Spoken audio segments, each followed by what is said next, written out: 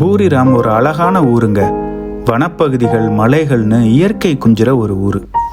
இங்க இருக்கிற பறவைகள் சரணாலயமும் ரொம்பவே பிரபலங்க.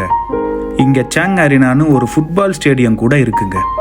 இது தவிர பழங்கால கெமூர் கோயில்களுக்கு இங்க பஞ்சமே இல்லை. ஆனா முதல்ல ரொம்பவும் சிறப்பான தாய்லாந்தின் கைலாயம்னு அழைக்கப்படுற வாட் ஃபனாங் கோயிலுக்கு தான் நான் முதல்ல போறேன். இது பூரிராம்ல இருந்து 64 கிலோமீட்டர் தொலைவில் இருக்குங்க. இந்த 1000 வருடத்துக்கும் பழமையான பிரம்மாண்டமான சிவாலயம் ஒரு செயலற்ற எரிமலைக்கு மேலதான் கட்டியிருக்காங்கன்னா ஆச்சரியமா இருக்குல்ல.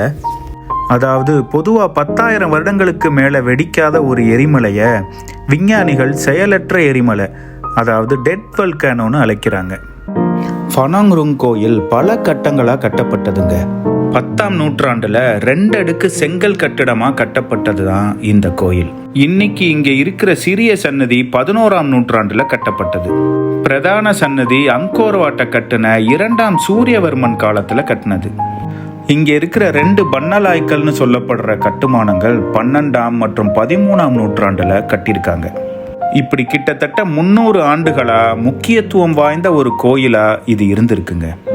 இங்க கிடைச்ச கல்வெட்டின்படி 2ஆம் சூரியவர்மனோட உறவினரான மகிந்தபுரா வம்சத்தை சேர்ந்த நரேந்திரதித்துங்கிறவர் தான் இந்த கோயிலை கட்டுனதாகவும், இங்க வெட்டப்பட்ட குளத்துக்கு மன்னர் பெயரால சூரிய குளம்னு பெயரிட்டதாகவும் இந்த கல்வெட்டு சொல்லுது. ஒரு வழியா 1.5 மணி நேர பயணத்துக்கு அப்புறம் ஃபனாங் கோயில் இருக்கிற இடத்துக்கு வந்தாச்சுங்க. இந்த கோயில் வழக்கமான கெமூர் பாணியில லேட்ரைட் மற்றும் சாண்ட்ஸ்டோன் கற்களால தான் கட்டியிருக்காங்க. இங்க பாத்தீங்களா, இந்த நடைபாத கற்களை பார்த்தாலே தெரியுது இது அந்த காலத்துல கெமூர் பாணியில லேட்ரைட் கற்களால போடப்பட்டிருக்கு. இன்னைக்கும் பயன்பாட்டுல இருக்குன்னா அதோட தரத்தை பாருங்க. இந்த கோயிலுக்கு போக 2 முக்கியமான வழிகள் இருக்குங்க. ஒன்று முக்கிய மத விழாக்களின் போது மன்னர்களும் பிரபுக்களும் பயன்படுத்துகிற பாதை, இன்னொன்று சாமானியர்களால் பயன்படுத்தப்படுற பாதை. நான் 4 தனித்துவமான அடுக்குகளில் மலையை ஏற ஒரு கம்பீரமான பாதையான அரச பாதையில தான் ஏற போறேன்.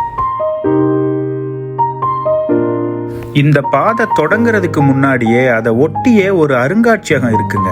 நான் முதல்ல அதுக்குள்ள போறேன். இங்கே துவாரபாலகர்கள் சில, பலிபீடம், காண்டாமிருகம், நந்தி, மண்பாண்டங்கள்னு இங்க கிடைச்ச நிறைய பொருட்களை காட்சிப்படுத்தியிருக்காங்க. கீழே இருக்க லிங்கை கிளிக் பண்ணி இதனுடைய முழுமையான வீடியோவை பாருங்க.